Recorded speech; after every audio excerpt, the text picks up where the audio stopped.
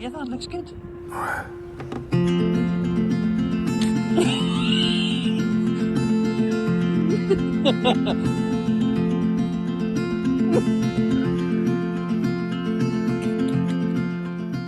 Hey you Walkwatchers, and welcome back to what is the second video in our series on motivation and inspiration. Why do we walk in the mountains? What do we go there for? Henry David Thoreau wrote, "Methinks the moment my legs begin to move, my thoughts begin to flow." And that is absolutely true for these little interviews. In this video I walk Gola Island off northwest Donegal with a very special lady, a solo hiker and wild camper, lover of solitary places and Brompton bikes, the one and only Miriam Kennedy. Now Miriam doesn't see herself as any sort of accomplished hiker or camper, but her gentle, humble nature and real experience taught me a huge amount over this weekend. When you look at this, what are you seeing? I'm seeing rock.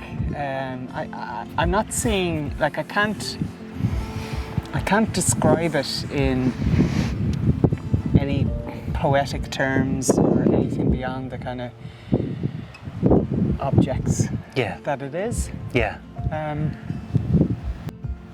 Like all the angles of the rocks and the sky and the clouds and wind and birds. Yeah. I suppose I'm interested as hill walkers, as walkers, what people see in front of them. Is it routes and, heights and lows and potential campsites and all that, or is it just that you're out here for the experience, for the beauty and what is right in front of you? So I don't know if this is always the case for me, but like right now I feel like a child. Like it's just like so I don't think I can articulate or that I'm putting those labels and defining what it is. It's just like, oh, look over here. Look at that. Go there. I get that. Yeah. There's an excitement, but it's not always excitement. Like right now, it's that experience. And it's not that I come out looking for that, a particular kind of experience. It's just whatever happens. Yeah, okay. When I come out. Now that's interesting. It's not that you're coming out to look for the beauty spots or whatever. It's just what happens. It's the experience. So, and this might be other people's experience, but it is mine. Yeah. Sometimes I want to come out because I feel like I just want to cry. I'm at home and there might be like nothing in particular, but it's just like, I think an experience like this or like a place like just connects me with myself. And sometimes that can be a place of sadness or beauty or fun or pleasure, and it's like anything goes, anything can happen. Stunning, just stunning. Should we? Instead of tents? God, wouldn't that be spectacular? It might be better though. It would be amazing. Yeah, I think. Or do we just go and explore? You see, this is the indecisive me. Do we go and have a look? Because there might be somewhere better around the corner.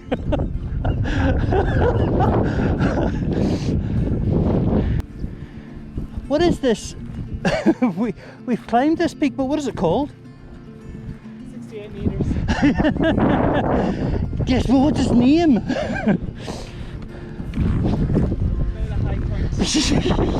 So we got off the boat and walked over to the other side of the island where we knew there would be good campsites, and we walked over the high point at 68 metres, Alyn. See our green spot. Oh yeah. Oh yeah. Are you talking about this little stack over here? Are you talking... Oh no, that one. Okay, that's okay. Not this one here. Oh, this one here. Let's see. Oh, Miriam, yes, please. This is perfect. This is pretty close to perfect. I think we were both a wee bit surprised at just how beautiful Gola was, and you can see Miriam here scouting for good spots to pitch the tents, because we got a really great spot here.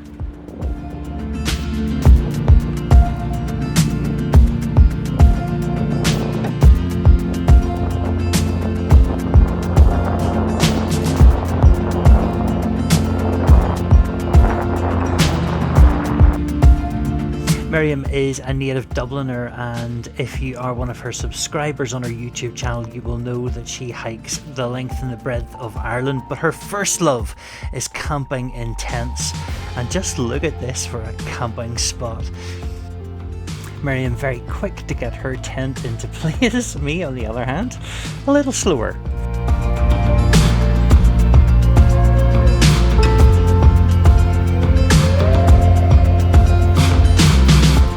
It's no coincidence at all that she chose an island for this interview, because some of her favourite places are the little islands off our coastline.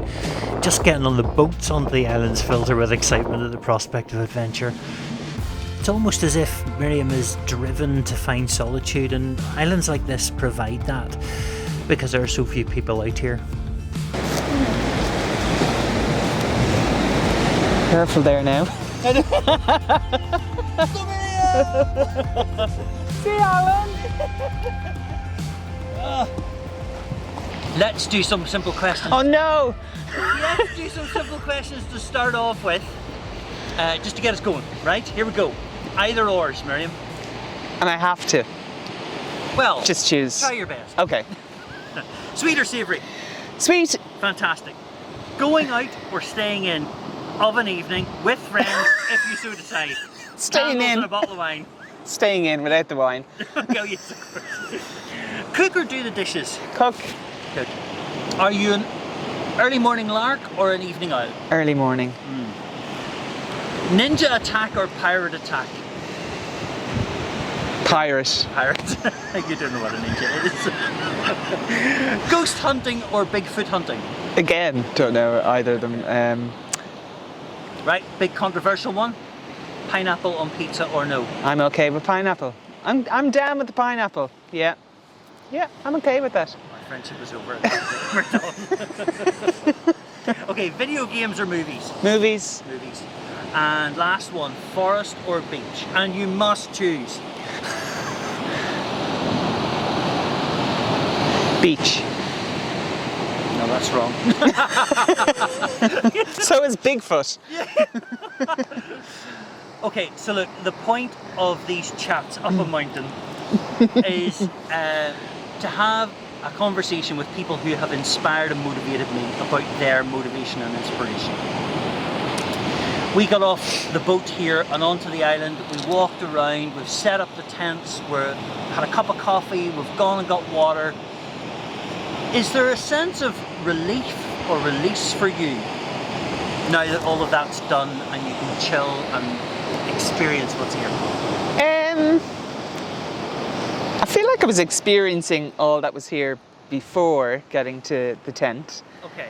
Or a site to set up the tent, but there's some increased satisfaction that comes to me from having the tent set up all right, and yeah, just enjoying the time at a tent and in a tent. Yeah. And what a sight we have. It does make me quite giddy. Yeah. To see where we. But every time I go out with the tent, I am. It is the priority for me. Yeah. It does trump the walk or the cycle in my own journey. Yeah. For some reason, every time. Because when we were talking about coming out to do the walk and stuff, you made a comment that sort of resonated with me. You said, I found something that makes me truly happy.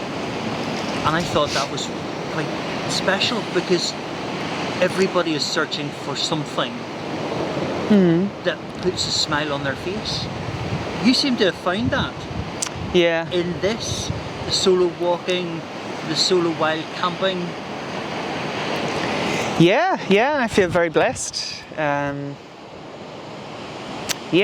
and not that I was unhappy before I came across this interest or passion or satisfaction in life, but I feel really blessed to have come across it. And I know it wouldn't be everyone's cup of tea, but it just gives me a lot of satisfaction. It really, really does. And how did that journey start for you? Because you haven't been doing this forever. No. So, like the first time as an adult that I'd gone camping was to a music festival, Electric Picnic, a number of years ago, and just being in it, I got a tent to go to Electric Picnic, and I really enjoyed the experience of being in a tent at a music festival. It was the highlight of a crazy music festival, the tent experience.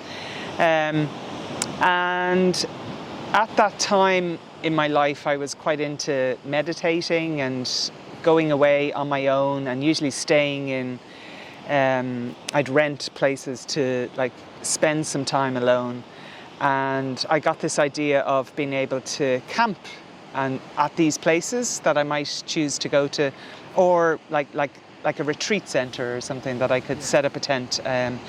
So I did that over a summer or two, and I tried to find quiet campsites where I could camp. I just really liked that experience of being in a tent and the solitary experience of going away on my own. And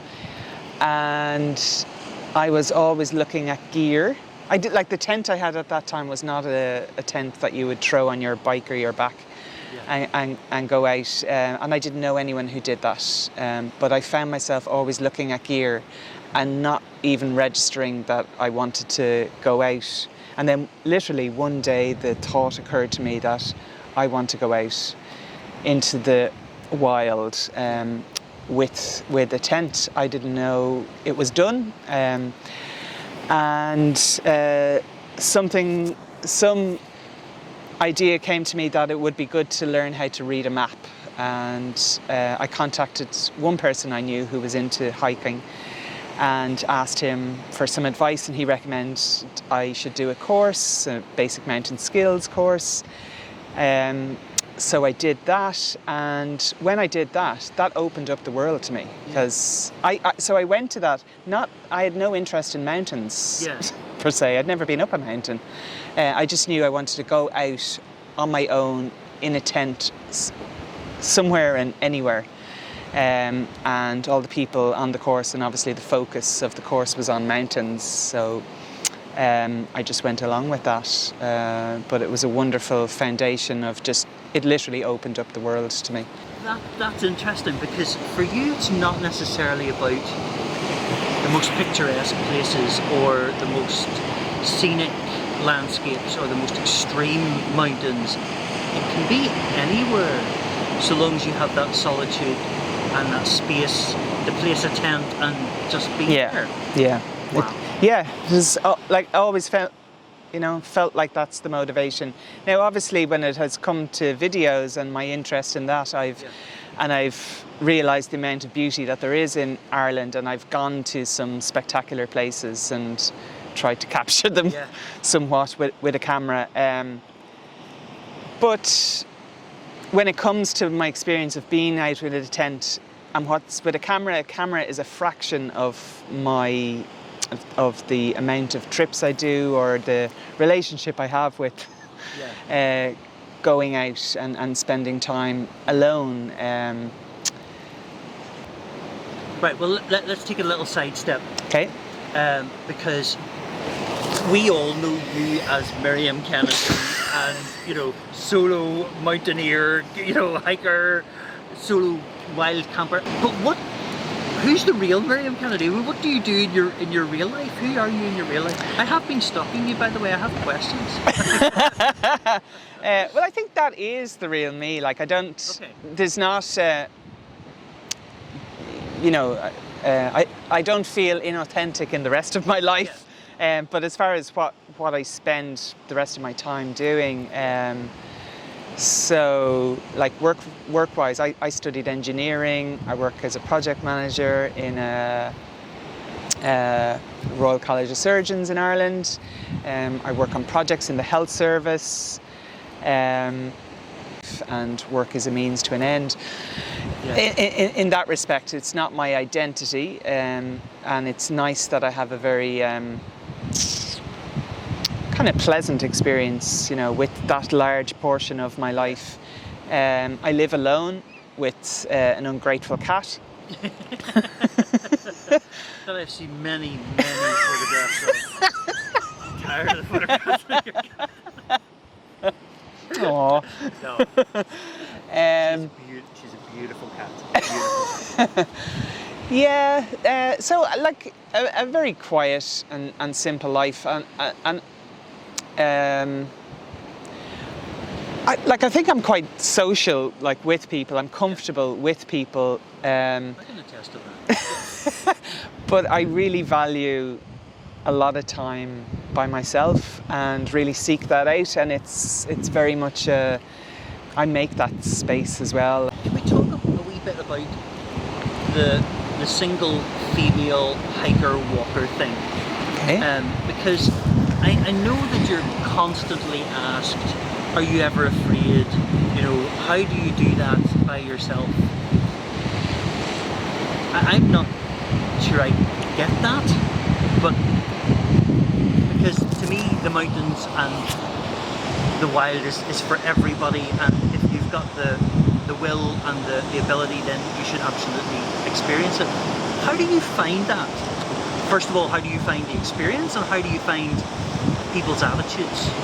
So I feel completely at home. Yeah. On a cliff edge, on an island off the west coast, the northwest coast. We should just say, we will cut to some beautiful footage of where we're actually sitting right now, because I am sitting with my back to the cliff and a very steep drop. Anyway. So I suppose my sense is that it's far more dangerous to be, you know, on Grafton Street in Dublin than it is out in a situation like this. Now, in terms of my physical, personal safety, now obviously when I'm alone there's always a risk of me falling and that kind of danger, and I try and be as... That's for every walker. Yeah. Who's solo walking or camping. So, like, in terms of being a woman, it's not something I'm in, you know, I do think it is safer. Now, obviously, there is always is a risk, and I know of incidents that have happened to women. But for the most part, I feel like being out in the mountains where there's no one around, or in a situation like this, is incredibly safe. And as far as what's my attitude to other people's attitude,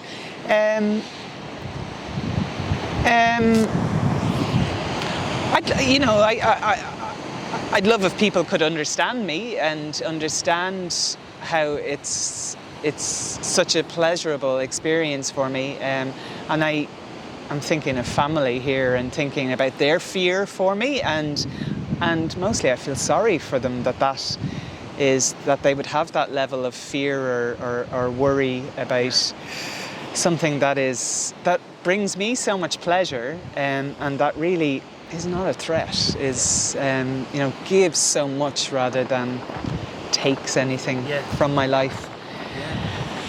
I think I was telling you earlier on about a woman who I met a couple of weeks ago as I was going out. I just put my backpack on my back and I was going out to camp, and a woman seemed to be really interested in what I was doing, that I was going to go out camping, and she said I'd love to do that, and she said, but I'm afraid, and I suppose it was the first time I asked, what are you afraid of? And she said she was afraid of the dark.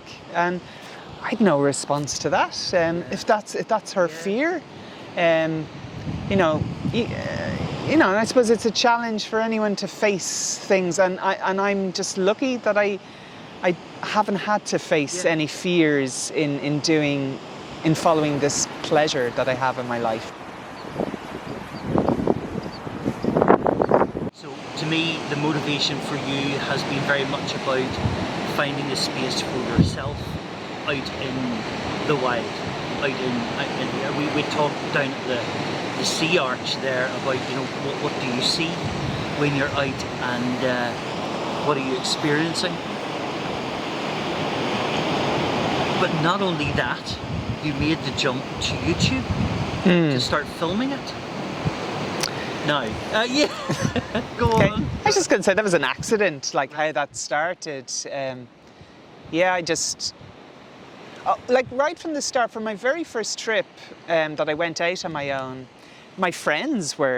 some of my friends were worried and were saying, like, stay in touch, let us know where you are. So I sent a little clip of myself with a big grin and so happy. And that grin has just stayed for years, like every time I go out. So it just happened that I, you know, took a clip, and then I was sending like a couple of clips every time I went out. And then I learned about that you could string clips together and do something called editing. Yeah. And then like created something and then put a bit of music to the background of it, and then I was like, oh, this is a bit of fun. Yeah. That's how it started. And then I saw, oh, this could be a little repository for these little videos, because like we were talking about earlier, I don't keep any of the footage. Which I find amazing. I take some footage, I create a video from it, and then everything is deleted. It's all gone. Wow. So I saw YouTube as a repository. That was my initial relationship with YouTube, and then I started to be inspired by people, and some people like started watching some videos, and you know, some of my videos, and it just evolved into something else. Yeah. You do have an uneasy friendship with the camera. Yeah. Yeah, you know, for you the experience of being out in the tent is the thing. Yeah. Bringing a camera along changes that for you. Mm-hmm. What, again, in our preparation and in talking about this, you quoted Alfred Korzybski and you said the map is not the territory. I thought that was really telling, because, you know, it's almost as if what's on the camera isn't real life. It is, and it's definitely your experience, and I definitely get the authenticity of that and the flavour of that. But almost for you, it's a separate thing, it's a different experience. Yeah, it is. And throughout my entire time of creating videos, I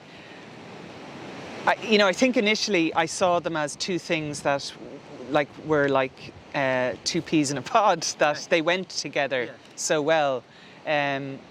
But really, for me, they don't. It's a very different experience to have a camera or not have a camera. And I don't know what way it is for other people, but just in terms of the activity of my mind and being active, and it's not like when I come away with a camera that it's not a pleasant experience or that I'm not in the moment with it. I certainly am, and I'm getting a lot of pleasure from it, but my brain is active.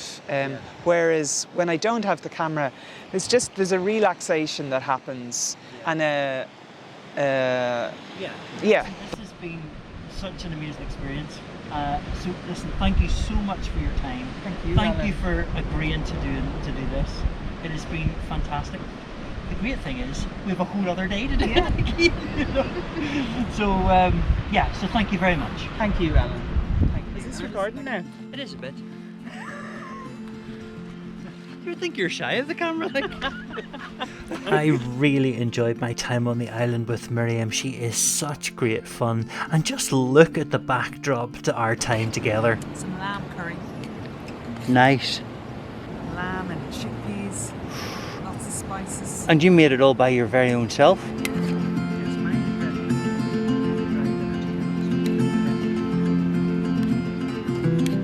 I asked Miriam if she had any words of wisdom or words of encouragement for people watching, and one of the things that she said was that she notices sometimes in her comments that people really do want to go out and go walking and be in a tent, but they often don't have the courage. They would long to have the courage, but there must be an urge there. And as we talked, she said, I really do hope that people would follow through, that it wouldn't just be a comment on a video, but that they would take the opportunity to get out and explore.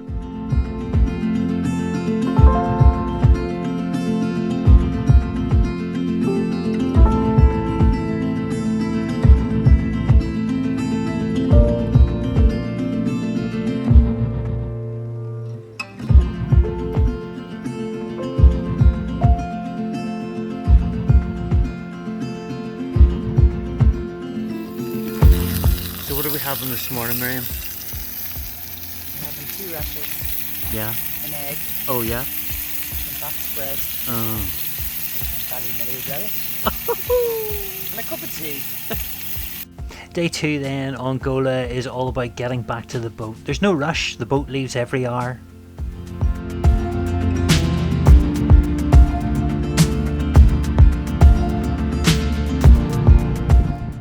Another miserable day in Gola. Dragged out. Yeah. Really not enjoying myself, you know. Really? We're nearly done, don't worry. Struggling with it. Look at this. Oh.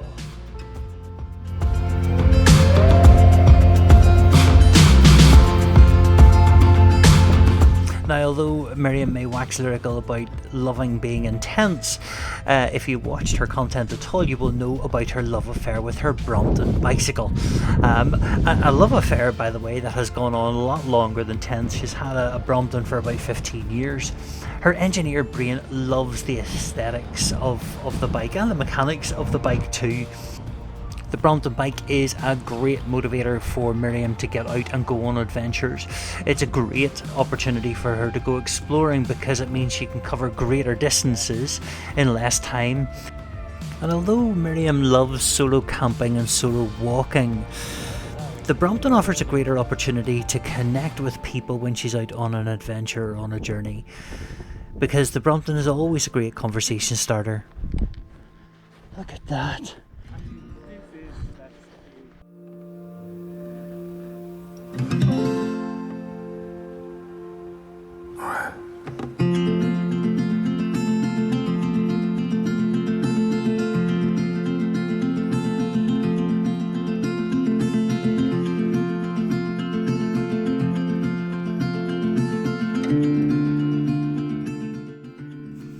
I was so privileged to be able to spend so much time with Miriam on Gola for our overnight. I am inspired by her adventurous spirit, her desire to see more and absorb more. I was inspired by her strength and her resilience. I am inspired by her contentedness to be with and by herself. And I'm humbled by her gentleness and her generosity and her kindness. So the southern end of the island is much busier. This is the harbour, and as you can see on the left hand side there are lots of little houses around. Now these are more summer houses. I doubt if there are very many people actually living on the island, but you can see here that there's some tumbled down derelict houses, some that have been abandoned, and these are being bought up and used as summer houses. So let me show you Gola Island. The boat drops you off there on the eastern side, and we walked up over the northern end and out towards the western side because we believed that there would be some good camping spots there, and boy did we find a good camping spot. There's a freshwater lake in the middle of the island which you can get some water. We went to get some water there a couple of times before settling down to watch the sunset. Next morning, up and round the rest of the island, around a big sandbar and back to the boat before ending up on the mainland at the end of our journey.